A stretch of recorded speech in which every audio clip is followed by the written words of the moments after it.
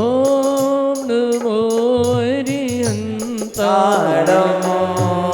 ओम नमो सिद्धाणम् ओम नमो सिद्धाणम् ओम नमो आयर्याणम् ओम नमो आयर्याणम् ओम नमो वच्छायाणम् ओम नमो वच्छायाणम् ओम नमो लोय सव्वसाहुणम् ओम नमो लोय सव्वसाहुणम् आपने आपको आप में वर लिया आपने आपको आप में वर लिया इतना को स्वयं ही प्रकट कर लिया इतना को स्वयं ही प्रखर कर लिया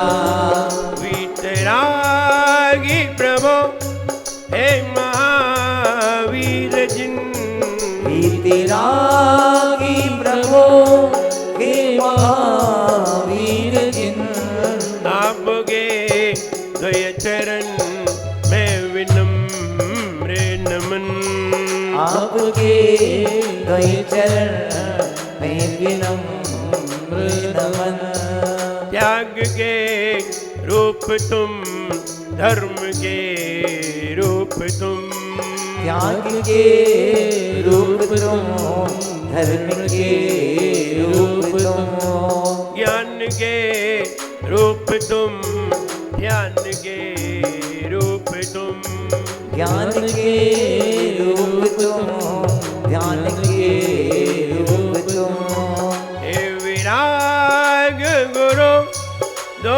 विराग किरण हे विराग गुरु दो विराग किरण आपके द्वय चरण में विनम्र नमन आपके द्वय चरण में विनम्र नमन हे विनम्र गुरु दो हमें ज्ञान धन हे विनम्र गुरु दो हमें ज्ञान धन आपके द्वय चरण में विनम्र नमन आपके द्वय चरण में विनम्र नमन केवल एक हजारा श्री पार्श्वनाथ भगवान की जय। एक हजारा श्री महावीर भगवान की जय। हरोम पूजाचार्य गुरुवर श्री विराग सागर जी गुरुदेव की जय। हरोम पूजाचार्य श्री विशुद्ध सागर जी मुनि महाराज की जय। अहिंसामयी जैन धर्म की जय। पूजाचार्य गुरुदेव विनम्र सागर जी गुरुदेव की जय। समस्त आचार्य संघ की जय। कल्याण मंदिर महामंडल विधान की जय। ये कैसी मति मारी है ये कैसी मति मारी है मालिक बना भिखारी है ये कैसी मति मारी है मालिक बना भिखारी है ये कैसी मति मारी है मालिक बना भिखारी है ये कैसी मति मारी है मालिक बना भिखारी है ये कैसी लाचारी है ये कैसी लाचारी है ये कैसी लाचारी है ये कैसी लाचारी है धन की महिमा न्यारी है जान नहीं अब प्यारी है धन की महिमा न्यारी है जान नहीं अब प्यारी है धन की महिमा न्यारी है जान नहीं अब प्यारी है धन की महिमा न्यारी है जान नहीं अब प्यारी है धन की चाहत में ओ धन की चाहत में क्यों चैन गवाए रे जीवन के पानी की बोल कब मिट जाए रे जीवन जीवन है पानी की बूंद कब मिट जाए रे। होनी अनहोनी होनी अनहोनी कब क्या घट जाए रे। जीवन है पानी की बूंद कब मिट जाए रे। जीवन है पानी की बूंद कब मिट जाए रे। ये कैसी मति मारी है, मालिक बना भिखारी है। ये कैसी मति मारी है, मालिक बना भिखारी है। ये कैसी लाचारी है, ये कैसी लाचारी है। ये कैसी लाचारी है, ये कैसी लाचारी है। जब कभी अपने बारे में व्यक्ति जानेगा, जब व्यक्ति अपने स्वरूप को जानेगा, उस दिन ये महसूस होगा हम कहाँ संसार में पड़े हुए हैं, कहाँ संसार में लगे हुए हैं। क्या मिलेगा हमें संसार में लगने से, क्या मिल जाएगा। दुनिया में भी अच्छा स्वभाव और अच्छा दिल, ये दो चीजें होना बहुत जरूरी है। एक अच्छा स्वभाव और एक अच्छा दिल, दोनों होना जरूरी है। अच्छा हृदय होगा, अच्छा दिल होगा तो रिश्ते अच्छे बनेंगे। अच्छा दिल अच्छे रिश्ते बनाता है। अच्छा स्वभाव रिश्तों को बखूबी निभाता है। स्वभाव खराब हो, रिश्ते बना लिए जाएं और स्वभाव खराब हो जाए तो रिश्ते टिकेंगे नहीं। स्वभाव खराब हो और रिश्ते बना लिए जाएं तो रिश्ते टिकेंगे नहीं। और स्वभाव अच्छा हो और रिश्ते बनाए जाएं तो जिंदगी भर तक टिके रहेंगे। कभी कभी आजकल नए रिश्ते होते हैं, नए लड़कों की शादियां होती हैं, रिश्ते टिकते नहीं हैं। कारण स्वभाव विपरीत हो जाते हैं। इसलिए कहा आजकल लड़के लड़कियों की कुंडली चेक नहीं करना चाहिए, लड़के लड़कियों का मोबाइल चेक करना चाहिए।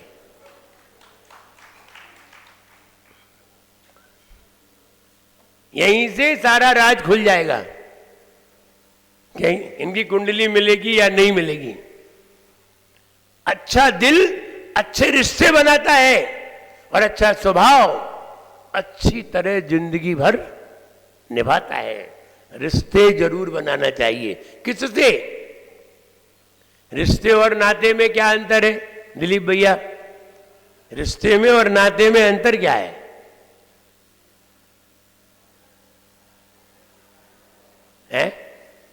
रिश्ते और नाते, नाते में नाते बने बनाए आते हैं और रिश्ते बनाए जाते हैं।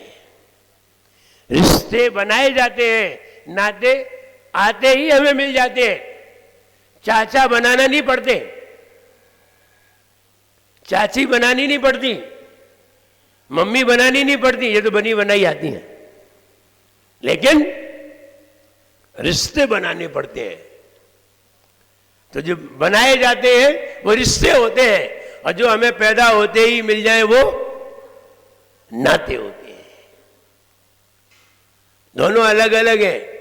तो रिश्ते बनाना चाहिए। किससे? अच्छे लोगों से। सबसे बढ़िया रिश्ता है भगवान से बनाइए। भगवान को अपना बना लीजिए।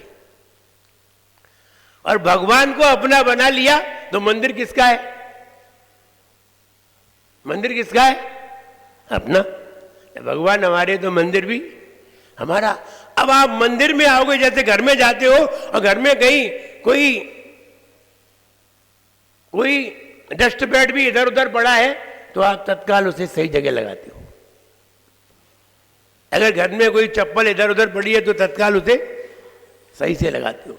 कोई चीज इधर उधर पड़ी है तत्काल सेट करते हो। ऐसे ही मंदिर में जब भी प्रवेश करो और कोई भी चीज इधर उधर दिखाई दे, जिनवाणी पड़ी है अथवा कुछ और चीज इधर उधर रखी है, सब व्यवस्थित करिए। क्योंकि मंदिर किसका है? हमारा है। ऐसा नहीं है वही करेंगे। नहीं नहीं, हमारा है। रिश्ते बनाइए, रिश्ते बनाना चाहिए, और अच्छे लोगों से रिश्ते जरूर बनाना चाहिए, गुरुओं से जरूर बनाना चाहिए, गुरुओं से रिश्ते जरूर बनाना चाहिए, क्योंकि गुरु से रिश्ते बनाते हैं तो निश्चित है हमेशा काम आते हैं, हमेशा ही काम आते हैं। आइए छंद पढ़ने के लिए तैयार होते हैं। कल्याण मंदिर मुदार मवत्य भेदी भीता भय प्रदम निंदित मंग्री पद्मम।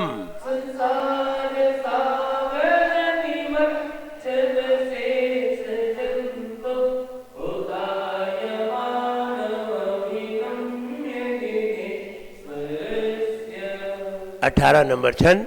त्वमेव वीत तमसं परवादिनो अपि नूनम विभो हरिहरादि धिया प्रपन्ना।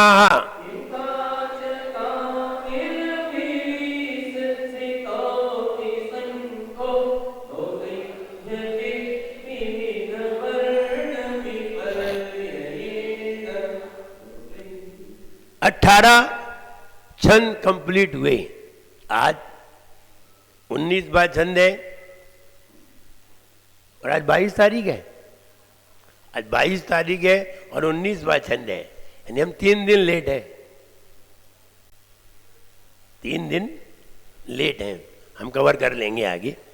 देखिए 18वें छंद में ये बताया गया था, हे भगवान आपको अन्य लोग अन्य नामों से पूजते हैं और अन्य स्वरूप समझते हैं, ये उनकी अज्ञानता है, ये उनका विवेक नहीं है, अज्ञानता है।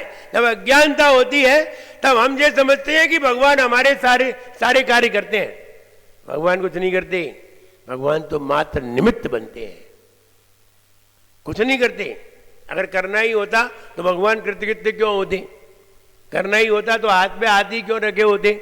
भगवान कुछ नहीं करते, ये हमारी अज्ञानता है कि हम सोचते हैं भगवान करता है। नहीं नहीं, भगवान ने मेरे साथ बहुत बुरा किया, भगवान किसी के साथ बुरा नहीं करता। अगर भगवान मिल जाए और माता पिता मिल जाए तो पहले सेवा किनकी करोगे, भगवान की, माता पिता की बाद में नहीं, पहले माता पिता की करो, क्योंकि भगवान तो सुख और दुख दोनों देता है।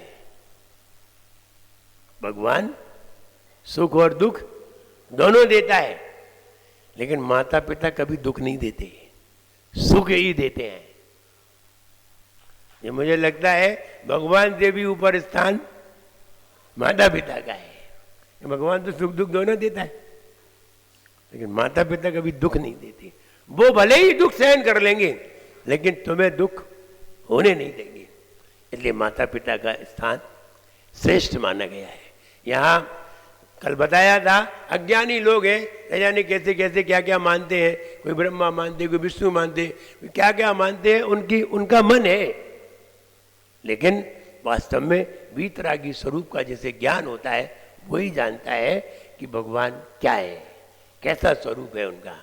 जैसे पीलिया रोग वाले को सारी चीजें पीली दिखाई देती हैं, और गुस्सा वाले को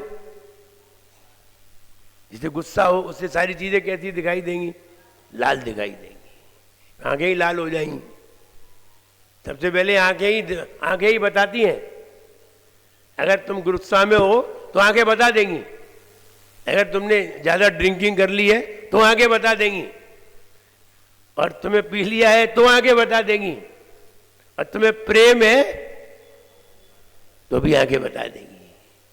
आंख बहुत खतरनाक है, और आज आंख का ही इलाज बताया है, आज इसमें आंख का ही इलाज बताया है। आइए फिर भी हम 19वां छंद पढ़ने के लिए तैयार होते हैं। धर्मोपदेश समये सविधानुभावा,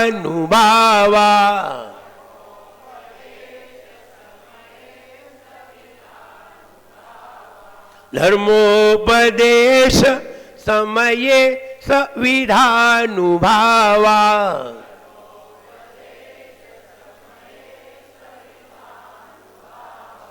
दास्तां जनो भवति ते तरुरप्यशोकः।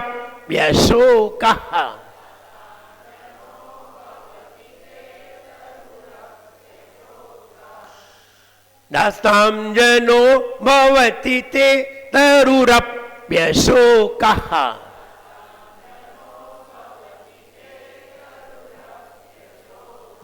अव्युद्गते दिङ्पतौ समहीरुओऽपि।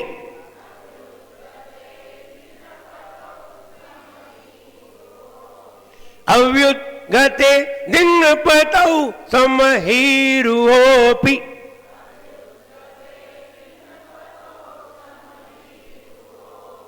किं वा विबोधमुपयाति न जीव लोकः।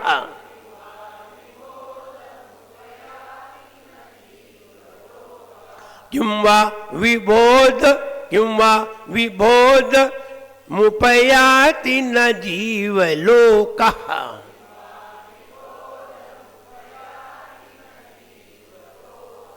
पढ़िए।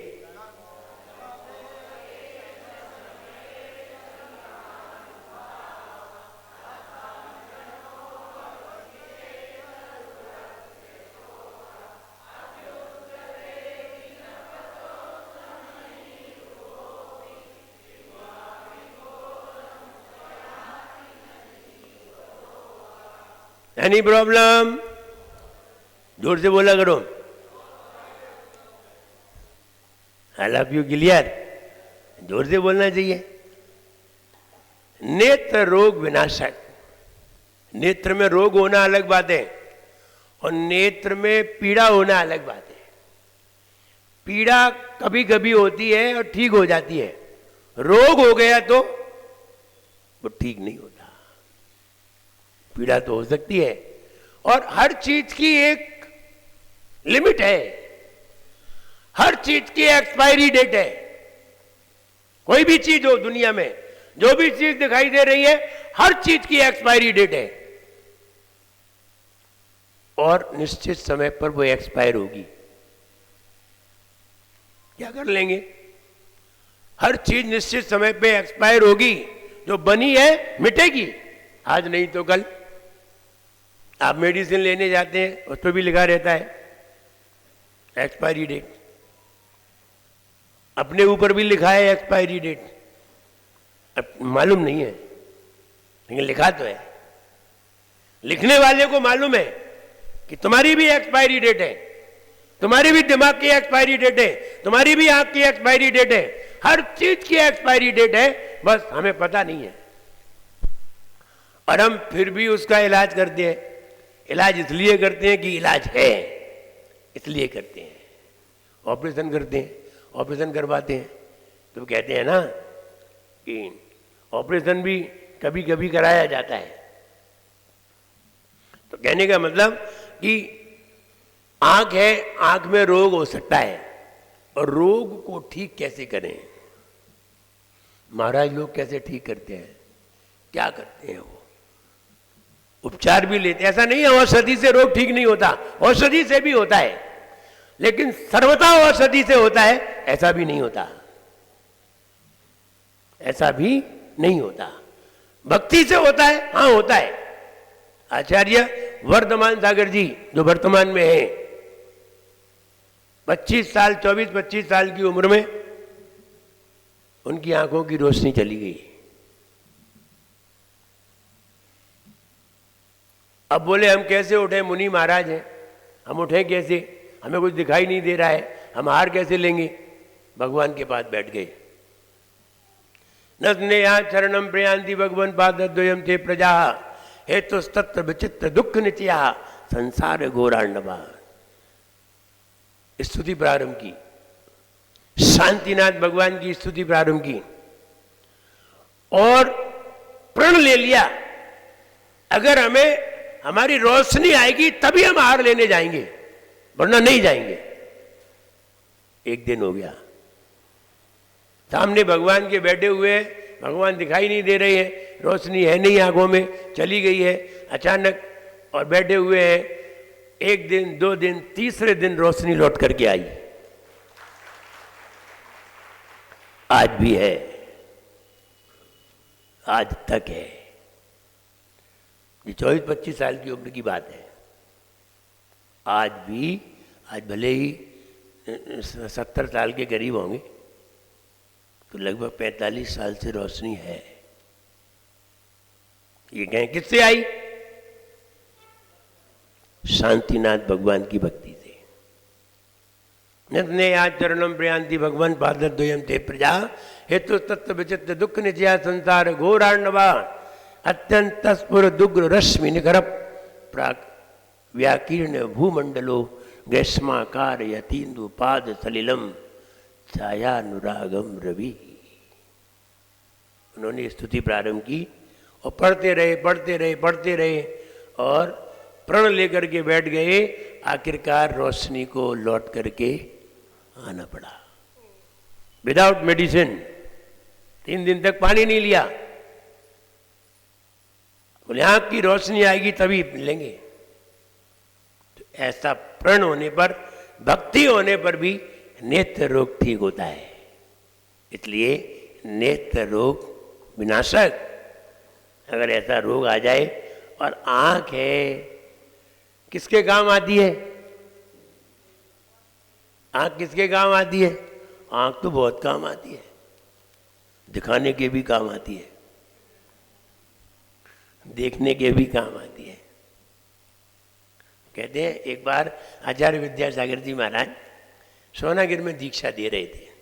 शायद 30 अप्रैल या 30 मार्च का दिन था।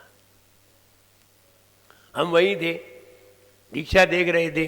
ये प्रमाण सागर महाराज इनकी दीक्षा थी, उस दिन मुनि दीक्षा थी। जब हम दीक्षा देखने के लिए गए और देख रहे थे तो वहां आचार्य महाराज विवेचन कर रहे थे। अब ये मुनि महाराज पंच इंद्रिय का निरोध करेंगे और 5 इंद्रियों को निरोध करके आत्म ध्यान में लीन रहेंगे। आंख का विवेचन आया तो उन्होंने क्या कहा वो सुना रहा। वो बोले आंख है, न जाने क्या क्या देखती है, कभी अच्छा देखती है तो कभी खराब देखती है। तो उन्होंने कहा कि आंख आती है तो दुख देती है। आंख आ जाए लाल हो जाती है, आंख आती है तो दुख देती है, आंख जाती है तो दुख देती है। आती है तो दुख देती है, जाती है तो दुख देती है। फिर उन्होंने नीचे को मुंडी कर ली और बोले आंख लग जाती है तो भी दुख देती है।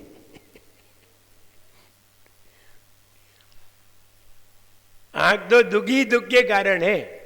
और क्या क्या देखती है बताइए? देखने के काम आती, किसके काम आती है आंख?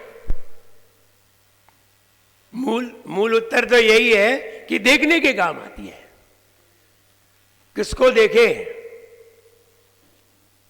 अच्छा देखे। कहां देखे? बोले भगवान का दर्शन करे। है पांव वो जो तीर्थ का वंदन किया करें, है पांव वो जो तीर्थ का वंदन किया करे, है हाथ वो जो संत की सेवा किया करे, उसकी जुबान है प्रभु गीत गाए जो, है आंख वो जो वीर का दर्शन किया करे। कहते हैं भवन मेरे नयन मैं तुम दरसते। अब आंख पवित्र कब होती है? किसको देखकर? भगवान को देखकर। आत्मा पवित्र कब होती है? अपने शुद्ध आत्म तत्व को देखकर। तब आंख बंद करनी पड़ती है और आंख खोलने पर किस चीज को देख करके आंख पवित्र होती है? बोले भगवान को देख करके।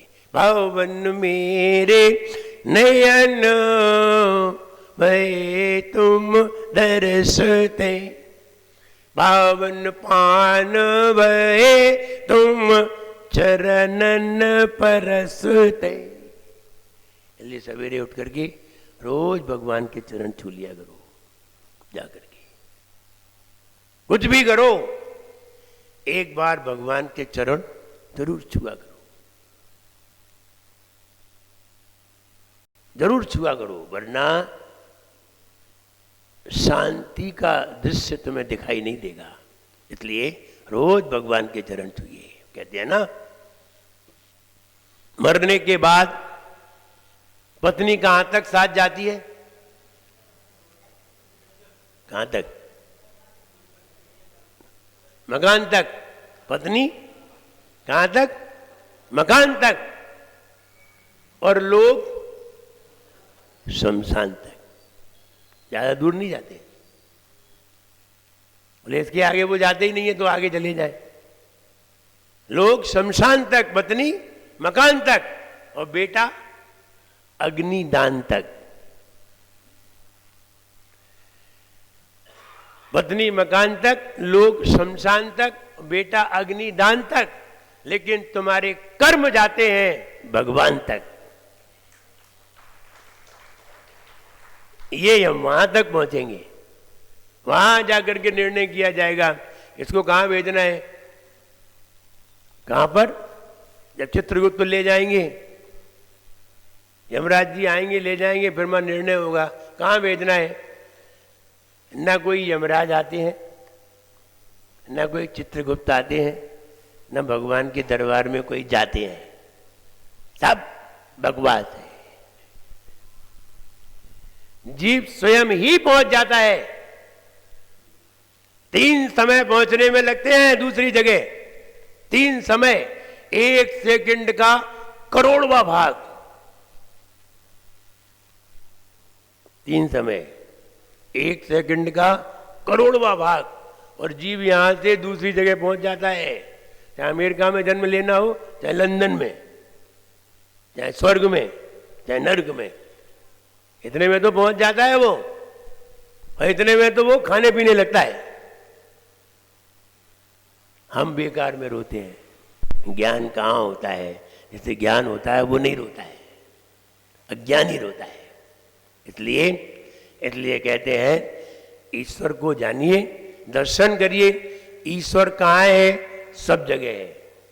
कहाँ पर है? सब जगह है। ईश्वर सर्वत्र, उसका ज्ञान सर्वत्र है, इसलिए ईश्वर सर्वत्र है। ईश्वर सबको सुख दुख देने नहीं जा सकता। कहां कहां जाएगा आनंद भैया? अगर मान लीजिए ईश्वर को दुख देने जाना है किसी को, कैसे जाएगा? कहां कहां जाएगा? औरंगाबाद आएगा, मुंबई जाएगा, दिल्ली जाएगा, कलकत्ता जाएगा, कहां कहां भटकता फिरेगा। तो मेरी व्यवस्था नहीं है, उसने दूसरी व्यवस्था बनाई। उसने सुख दुख दो ही चीजें हैं अनिल भैया, दो ही चीजें हैं, सुख और दुख। अब वो क्या करे बताइए, कैसे सुख भेजे? बताते हैं। उसने सुख देने के लिए मां भेजी, तो तुम्हें क्या मिलेगा? सुख। और दुख देने के लिए पत्नी भेज दी, दोनों भेज दिए। बोले हम कहां तक जाएंगे देने के लिए? वो दोनों भेज दिए उसने, सुख और दुख। उसको आने की फुर्सत नहीं है, इसलिए उसने अपने दूध भेज दिए कि सुख भी देना है, और अब कितना सुख देना है कितना दुख देना है ये बात की बात है। किसी की माँ बहुत समय तक जीवित रहती है, किसी की माँ पैदा होते ही मर जाती है, किसी की पत्नी पूरी जिंदगी भर साथ में दुख देती है, और किसी की आते ही चली जाती है। तो किसके जीवन में कितना दुख है कितना सुख है, तो दोनों उसने बनाए, दोनों को भेजा। तो यहाँ नेत्र रोग विनाशक, अगर भगवान का हमने दर्शन किया, आपके नेत्र का रोग दूर हो जाएगा। अच्छी चीज देखिए, भगवान का दर्शन कितनी भी देर करिए, आपकी आंखें खराब नहीं होंगी। आप घी के दीपक को कितना भी देखिए, आपकी आंख खराब नहीं होगी। इसलिए भगवान के चरणों में जब आरती की जाती है तो घी का दीपक होता है, उसको कितना भी देखोगे आंख की रोशनी तेज होगी। और अगर दुनिया भर की चीजें देखी तो फिर आंख खराब होगी। और कितनी भी दवा लो, ध्यान रहे दवा भी होती है और दुआ भी होती है। दवा काम की कि दुआ काम की? जहां दवा काम नहीं करती वहां दुआ काम करती है। सारी दवाएं बंद हो जाती हैं, वहां दुआ काम करती है। तो दवा की भी जरूरत है और दुआ की भी जरूरत है। और दुआ किसकी होनी चाहिए? अरे कोई बड़े व्यक्ति की, जो ताकतवर हो उसकी दुआ लेना चाहिए। दवा सरकारी है, दवा सरकारी है और दुआ असरकारी है। दुआ असरकारी है, ये असर करेगी, और दवा तो सरकारी है। लग गई तो ठीक, नहीं लगी तो सरकार की कोई जिम्मेदारी नहीं है। और दुआ सरकारी है, इसलिए दुआ जरूर कमाना चाहिए। कहते हैं ना, दवा से दुआ ज्यादा असरदार है यारो, फूल तो फूल को दवा कहते, खुशबू है दुआ यारो।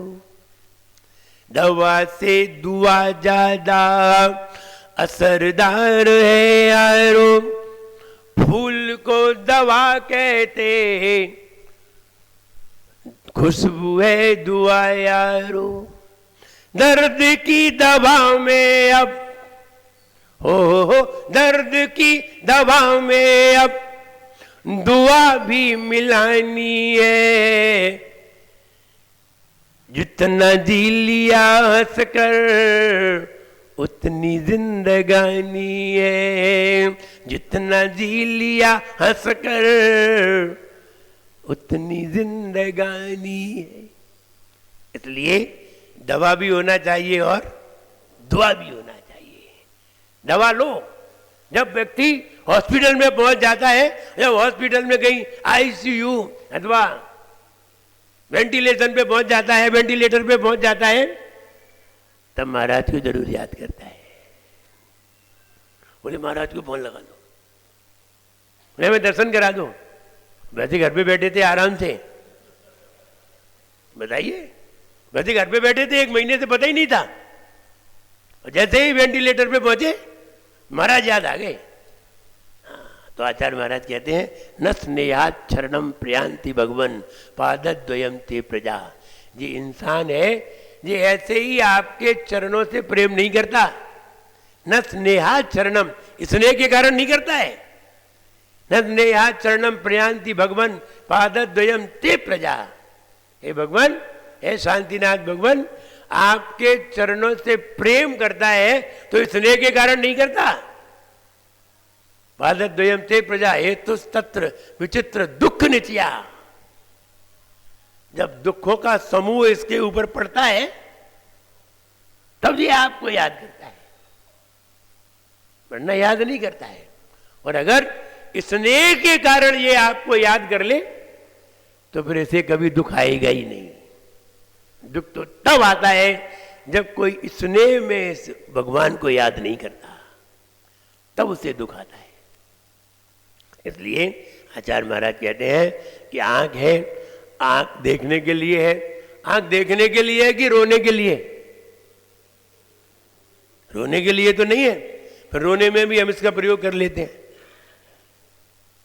लड़ने में भी प्रयोग कर लेते हैं, दिखाने में भी प्रयोग कर लेते हैं, देखने में भी प्रयोग कर लेते हैं। आप सब में प्रयोग कर लीजिए, लेकिन आंख का मूल मंत्र एक ही है, देखना।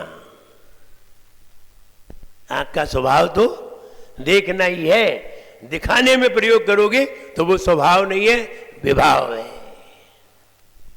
वो क्रोध का प्रतीक है। इसलिए जब मूर्ति बनती है, भगवान की प्रतिमा बनती है या किसी का चित्र बनाया जाता है, सबसे बाद में आंख बनाई जाती है, सबसे बाद में, क्योंकि आंख देख करके बहुत कुछ दिखाई देता है। इसलिए नेत्र रोग विनाशक, नेत्र रोग को दूर करने वाला ये छंद है। आइए जाप देखते हैं। ओम ह्रीम अर्हम नमो अक्खी गदनाशयानम आगासगामिनम। ओम ह्रीम अर्हम नमो अक्खी गदनाशयानम आगासगामिनम।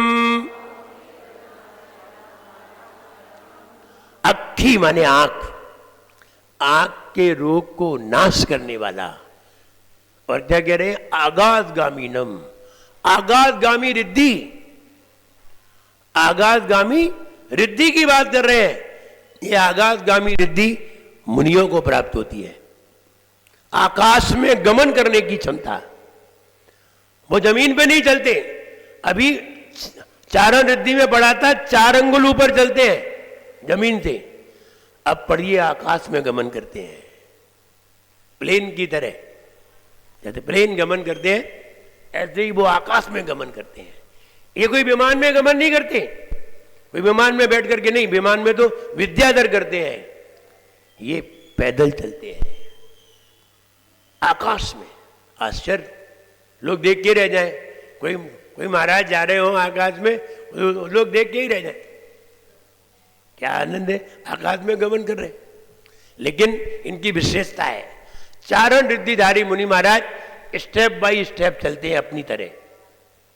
लेकिन ये मुनि महाराज स्टेप बाय स्टेप भी चलते हैं और दोनों पांव ऐसे रख दिए सीधे चले जाते हैं। इनको सुविधा है, इनको अलग अलग फैसिलिटी है, ऐसे भी चले जाते हैं। ये अगर बैठ के जाना चाहे तो बैठे बैठे चले जाते हैं, ये अगर लेट के जाना चाहे तो लेटे लेटे चले जाते हैं। ये व्यवस्था है। जब एम्बुलेंस आती है तो आदमी को लेट के भी ले जाती है। कोई बैठ के जाना चाहे तो, कार आती है तो बैठ के भी जा सकते हैं, और कार नहीं हो, एम्बुलेंस भी नहीं हो तो पैदल भी जा सकते हैं। सब तरह से जा सकते हैं। और दोनों पांव स्थिर करके भी जा सकते हैं। अगर बस में खड़े हो, बस में खड़े हो तो दोनों पांव ऐसे ही रखे रहो, पहुंच जाओगे। सारी विद्या है अपने पास। एक साथ भी जा सकते हैं, स्टेप बाय स्टेप भी जा सकते हैं महाराज लोग, बैठ करके भी जा सकते हैं कार में, और एम्बुलेंस में लेट करके भी जा सकते हैं, कैसे भी जा सकते हैं। गमन करने के तरीके हैं। वो व्यक्ति बस में चढ़ गया, बस में चढ़ा तो बहुत लंबा जाना था, तो लंबा जाना था, बस में वो खड़ा हो गया, सारी सीटें रिजर्व थी, खड़ा हो गया, डंडे को पकड़ा हुआ था। अचानक लोग और आए तो धीरे धीरे वो पीछे सरक गया, धक्का लगता गया, पीछे होता गया, पीछे सरक गया। हुआ ये दूसरी जगह लोग उतर गए तो वो फिर आगे आ गया। तीसरी जगह फिर लोग चढ़े तो वो फिर पीछे पहुंच गया। चौथी जगह फिर लोग उतरे तो वो फिर आगे आ गया। जब आगे आगे आते आते वो 5 बार आगे आया और 5 बार पीछे गया, तो जब उसका स्थान आ गया, वो उतरने लगा, तो कंडक्टर ने कहा, भाई साहब टिकट। बोले काहे का टिकट? बोले बस का टिकट। काहे का टिकट? हम पूरे रास्ते भर पैदल आए हैं, हम पूरे रास्ते भर पैदल आए, हम काहे का टिकट दें तुम्हें? इधर से आए, हम पूरे रास्ते भर पैदल आए हैं, तुम कह रहे टिकट? तो कहने का मतलब ये है कि हम दोनों पांव स्थिर करके भी जा सकते हैं, बैठ के भी जा सकते हैं, और एसी में ट्रेन में लेट करके भी जा सकते हैं, बैठ करके भी जा सकते हैं। जगह नहीं मिले तो दोनों पांव स्थिर करके भी जा सकते हैं। और महाराज लोग तो स्टेप बाय स्टेप जा सकते हैं, उनके पास और कोई तरीका नहीं है अभी। तो ये वे मुनि महाराज हैं जिन्हें आकाशगामी रिद्धि प्राप्त है। वे मुनि महाराज विदेश क्षेत्र में विराजमान है। उन मुनि महाराज को मेरा मन से, वचन से, काय से बारंबार प्रणाम होवे। ये रिद्धि है, और ये रिद्धि जब आ जाती है, हमने कहाँ पढ़ा था? गंगा नल श्रेणी फलाम्बुतंतु प्रसून बीजांकुरचार नावाह नभोंगन स्वैर विहारी नश्च। नभ माने आकाश, नभ नभोंगनस, नभ में आकाश में, स्वैर विहारी, स्वैर माने अपने इच्छा अनुसार जो विहार करते हैं आकाश में, वे वाले मुनि महाराज। अब पूजन में तो पढ़ते हैं, लेकिन मालूम, अब तो मालूम चल गया, नव में आकाश में चलने वाली चारण रिद्धिधारी ऊपर थे, जो 8 रिद्धि थी वो चारण रिद्धि थी, और ये नव में चलने वाले आकाशगामीनम, आकाश में गमन करने वाले। और स्वैर माने अपनी इच्छा के अनुसार, बैठ के जाना है, लेट के जाना है, खड़े होके जाना है, चलना है, अपना मन जैसे जाना है, अपनी इच्छा अनुसार जो विहार करते हैं, वे मुनि महाराज विदेह क्षेत्र में, उनको नमस्कार किया है। आइए अर्थ देखते हैं, अर्थ देखने के लिए तैयार। चित्र में देखिए, भगवान पार्श्वनाथ विराजमान है समूह शरण में। समूह शरण में 8 भूमि होती है, 8 भी भूमि मुख्य होती है, 7 भूमि होती है, 8 भी भूमि मुख्य होती है। अपन ने समूह शरण ज्यादातर देखे हैं, तो कैसे देखे? 1 सीढ़ी, 2 सीढ़ी, 3 सीढ़ी, 4 सीढ़ी, ऐसा नहीं होता। समूह शरण ऐसा नहीं होता है। समूह शरण प्लेन होता है, प्लेन जगह पर होता है। वो तो अपन इसलिए बनाते हैं कि सारी दिखाई दें, जगह छोटी है और दिखाई दे सब, इसलिए बनाते हैं। ऐसा होता नहीं है, होता तो प्लेन में। 7 भूमि होती हैं, 1 2 3 4 5 6 7, 8 भी भूमि श्री मंडप भूमि होती है, जहां 12 सभाएं होती हैं। मनुष्य, त्रियंच, देव, भवनवासी, व्यंतरवासी, कल्पवासी, उनकी देवियां, मुनि महाराज, हारिका माता जी, ऐसे 12 कोठे बने होते हैं और भगवान विराजमान होते हैं। विशेषता ये है कि भगवान चारों तरफ दिखाई देते हैं, एक तरफ होते हैं और सब तरफ दिखाई देते हैं। भगवान घूमते नहीं है, वे स्वयं ही चारों, कहीं से भी देखिए सब जगह से दिखाई देते हैं। हर व्यक्ति को यह मालूम चलता है कि भगवान मेरी तरफ देख रहे हैं। ये विशेषता है, ये विशेषता है भगवान का। जब समूह शरण लगता है तो भगवान ने समूह शरण क्यों लगाया गया? अब भगवान को केवल ज्ञान की प्राप्ति हो गई, सारे तत्वों का ज्ञान हो गया, सारी दुनिया का जिन्हें ज्ञान हो गया, सारे जीवों की द्रव्य गुण पर्यायों का ज्ञान हो गया, सब कुछ मालूम हो गया। अब वो मालूम हो गया तो करें क्या? मोक्ष अभी जाना नहीं है, तब क्या करें? तब भगवान की प्रवचन सभा लगाई गई। इसे प्रवचन सभा कहते हैं, इसको अपन समूह शरण कहते हैं। ये प्रवचन सभा है। इतनी बढ़िया सभा लगाई गई, किनके द्वारा बनाई गई? कुबेर के द्वारा। अपन लोग बनाते तो चटाई बिछा देते, चटाइयां लेकर के बिछा देते, उन्होंने चटाई नहीं बिछाई, स्फटिक मणि की जमीन बना दी। स्फटिक मणि की, नीलमणि की, स्फटिक मणि की, मणियों की जमीन बना दी। 20,000 सीढ़ी लगा दी और आप पहली सीढ़ी पे पांव रखिए, ऊपर पहुंचिए, लिफ्ट। 20,000 सीढ़ी की लिफ्ट, पहली सीढ़ी पे पांव रखिए, बस अपने आप। आजकल तो बन भी गई, मॉल में, दिल्ली के रेलवे स्टेशन पर, अंडरग्राउंड, आप पहली सीढ़ी पे पांव रखो, खड़े रहो, बस पहुंच जाओगे। ऐसी ही पहली सीढ़ी पे पांव रखिए, सीधे पहुंच जाओगे। अगर चढ़ोगे तो शाम तक पहुंच पाओगे, तब तक तो दिव्य ध्वनि प्रवचन ही खत्म हो जाएंगे। इसलिए ऐसी व्यवस्था नहीं है, पहली पे रखो, सीधे पहुंचो। पहुंच गए, अब उसके बाद 8 भूमि मिलेंगी, वहां तो चलना ही पड़ेगा। वहां चलोगे और चल करके आगे आगे क्या क्या भूमि मिलती है। खातिका भूमि,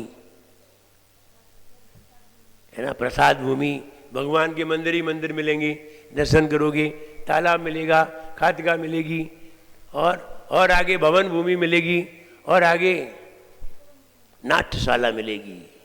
और नाट्यशाला पे आदमी पागल हो जाता है।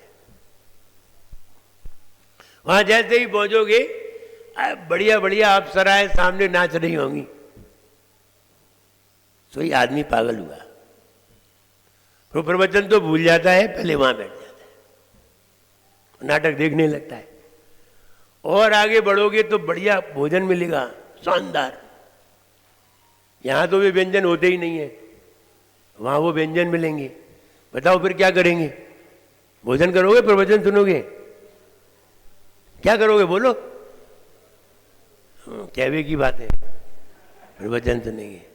पहले वहां जुटोगे, बोले प्रवचन तो बाद में सुन लेंगे, क्या है, यहाँ ही भोजन वहां रखा हो, प्रवचन जहां हो रहे हो, तो 75% तो वहां दिखाई देंगे, 25%,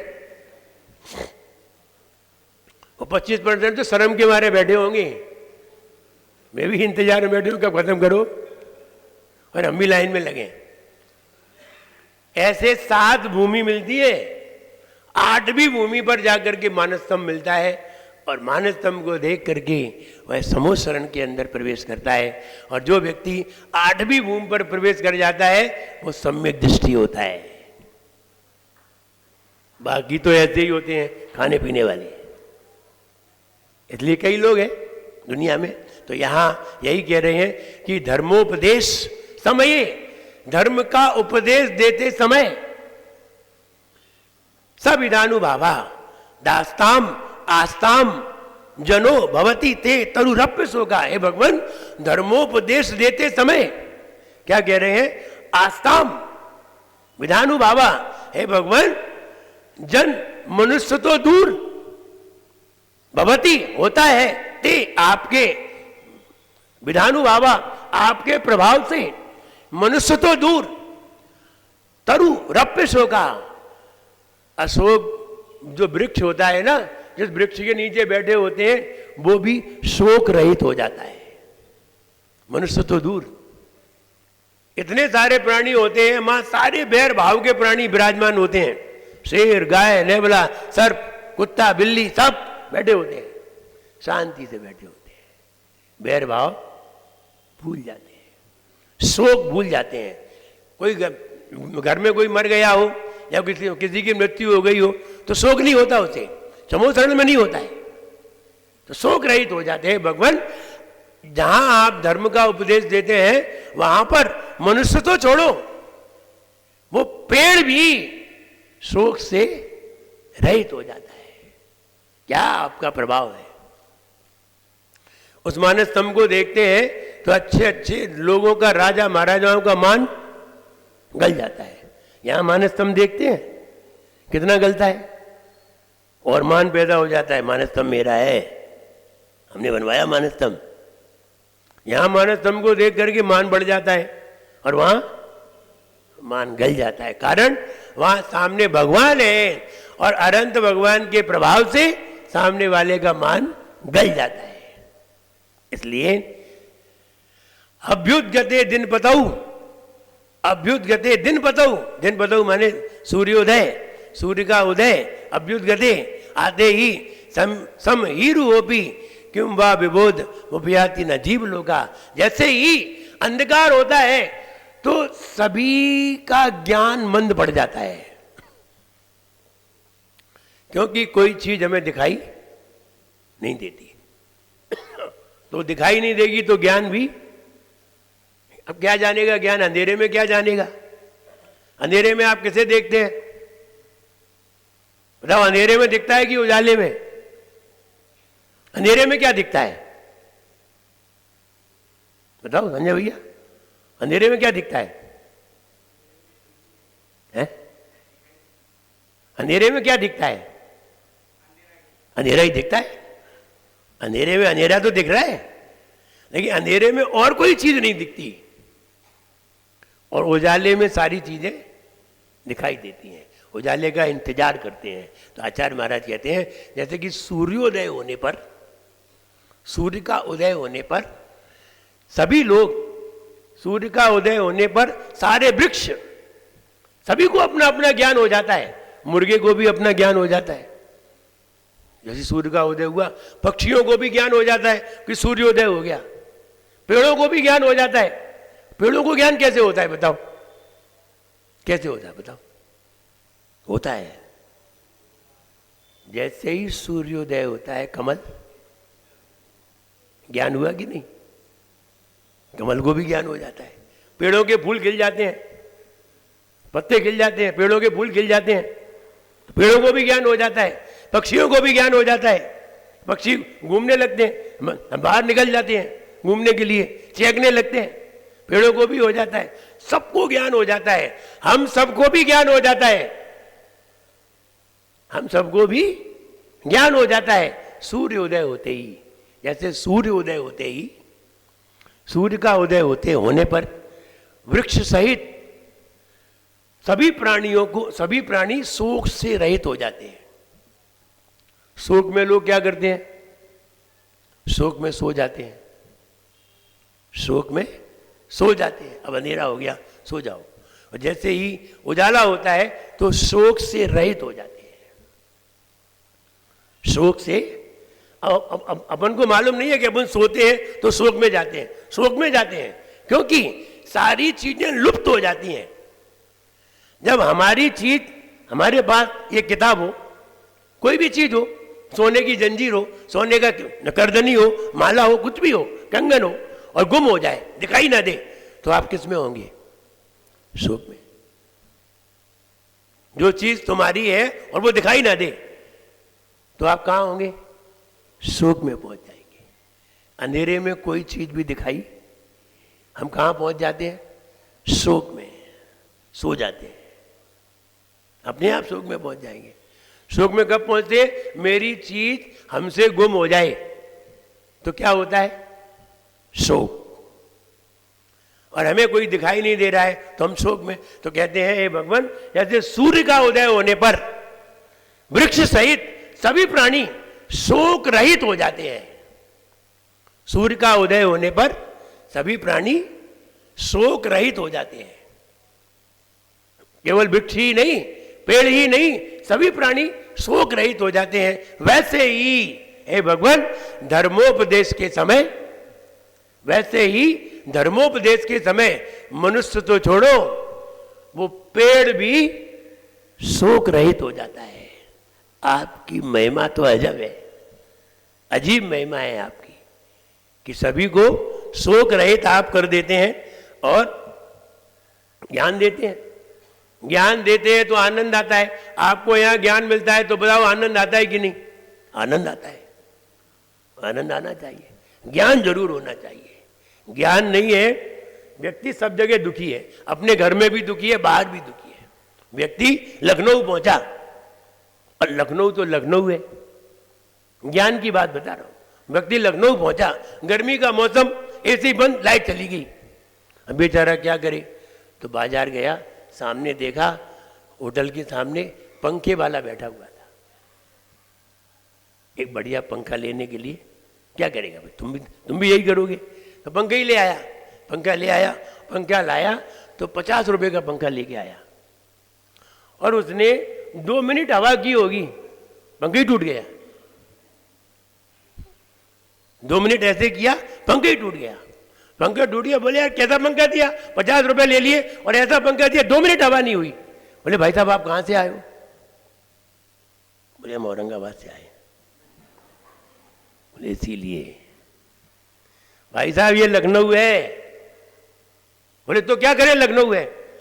बोले आपने 50 रुपए का पंखा दिया, 2 मिनट में दूसरा बढ़िया पंखा दो। बोले पंखा तो बढ़िया है, लेकिन आप औरंगाबाद से आए हो ना, इसलिए आपको अकल नहीं है।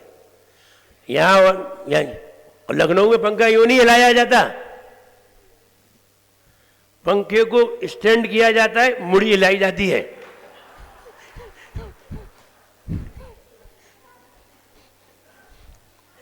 पंखे को मुंडी हिलाई जाती है। वो बोला अच्छा हमें मालूम नहीं था। बोले बैठो, दूसरा पंखा ले जाओ। पर पता नहीं क्या हुआ। तो कहने का मतलब ये है कि ज्ञान जरूर होना चाहिए, वरना कोई भी तुम्हें ज्ञानी बेवकूफ बना देगा। कोई भी ज्ञानी तुम्हें बेवकूफ बना सकता है। इसलिए ज्ञान है तो कहीं भी बेवकूफ नहीं बनोगे। तो यहाँ कहते हैं भगवान, जैसे धर्मोपदेश के समय सूर्योदय के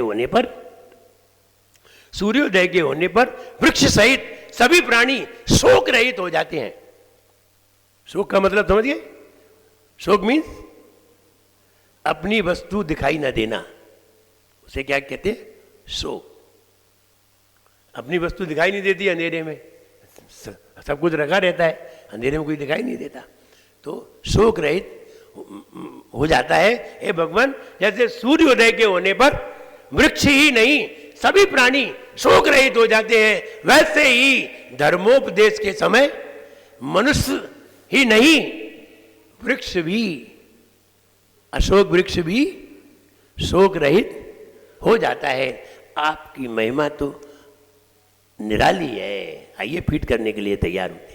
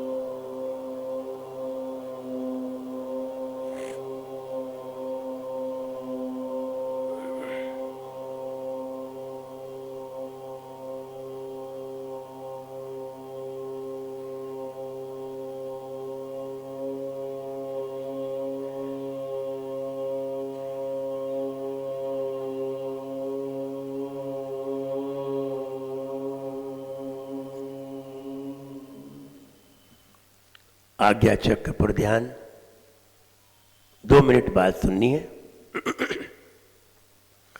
हे भगवान, सूर्योदय के होने पर, हे भगवान, सूर्योदय के होने पर वृक्ष सहित सभी प्राणी शोक रहित हो जाते हैं। हे भगवान, सूर्योदय के होने पर वृक्ष सहित सभी प्राणी शोक रहित हो जाते हैं। हे भगवान, सूर्योदय के होने पर वृक्ष सहित सभी प्राणी शोक रहित हो जाते हैं। वैसे ही धर्मोपदेश के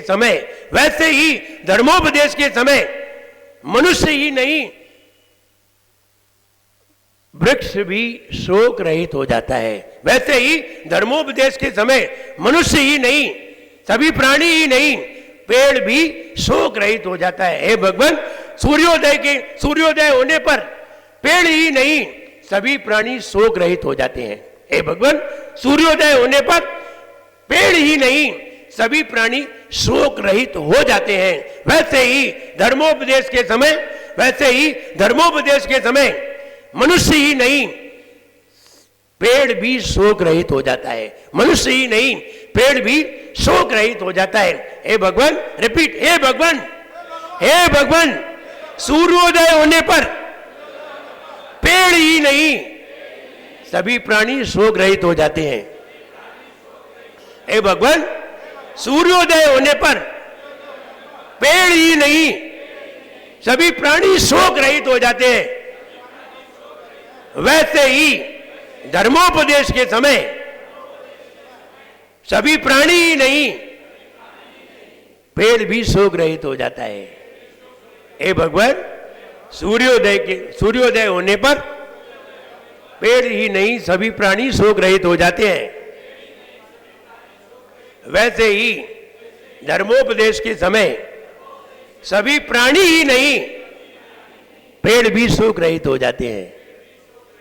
आपकी महिमा धन्य है। खोल लीजिए आंख। क्लियर? बताइए। हाँ बताइए, महिलाओं में बता रहे हैं।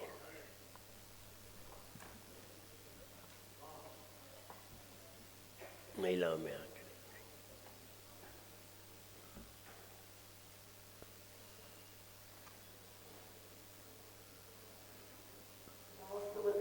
हे भगवान, हे भगवान, सूर्योदय के समय जैसे सभी प्राणी शोक रहित हो जाते हैं, वैसे ही धर्मोपदेश के समय मनुष्य सहित वृक्ष भी शोक रहित हो जाता है। बहुत अच्छे।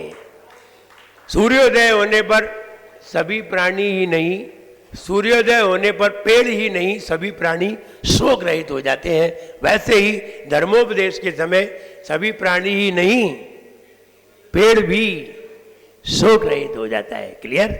आपकी महिमा तो धन्य है। होता जब उपदेश तुम्हारा, सबको होता हर्ष अपारा, तरु भी शोक रहित हो जाता, समव शरण में लगता प्यारा।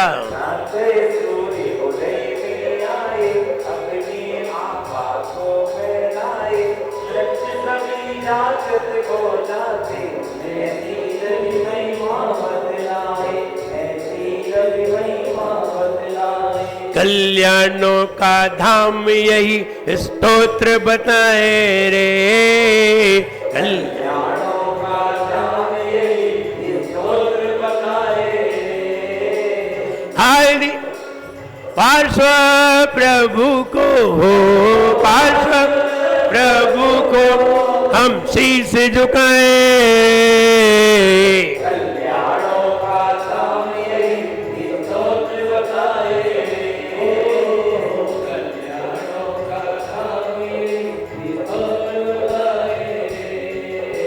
सूर्य जगत में आता है, सबका ज्ञान कराता है। सूर्य जगत में आता है, सबका ज्ञान कराता है। खुशियों को भर जाता है, खुशियों को भर जाता है, खुशियों को भर जाता है, खुशियों को भर जाता है। प्रभु होते जब पास यहाँ, शोक सभी हो नाश यहाँ। प्रभु होते जब पास यहाँ, शोक सभी हो नाश यहाँ। वृक्ष अशोक हो, वृक्ष सब शोक मिटाए रे। जीवन में पानी की हो तब मिट जाए रे, जीवन में पानी की हो तब मिट जाए रे। होंगी अनोनी हो, होंगी अनोनी कब क्या घट जाए। जीवन में पानी की हो तब मिट जाए रे, जीवन में पानी की हो तब मिट जाए। ओम ह्रीं वरं नमो अक्खी गदनाशयानम आकाशगामिनम।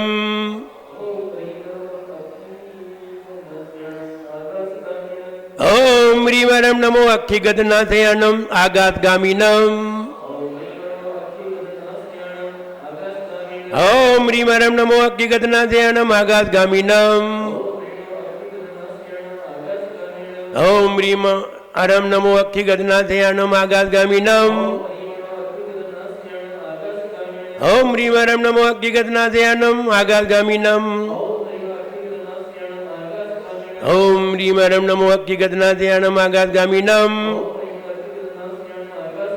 ओम ह्रीं वरं नमो अक्खी गदनाशयानम आकाशगामिनम। ओम ह्रीं वरं अक्खी गदनाशयानम आकाशगामिनम। ये यहाँ पर दोनों हाथ ऐसे। ओम ह्रीं श्री सम्यक दर्शन ज्ञान चारित्रेभ्यो नमः। ओम ह्रीं श्री सम्यक दर्शन ज्ञान चारित्रेभ्यो नमः। ओम ह्रीं श्री सम्यक दर्शन ज्ञान चारित्रेभ्यो नमः।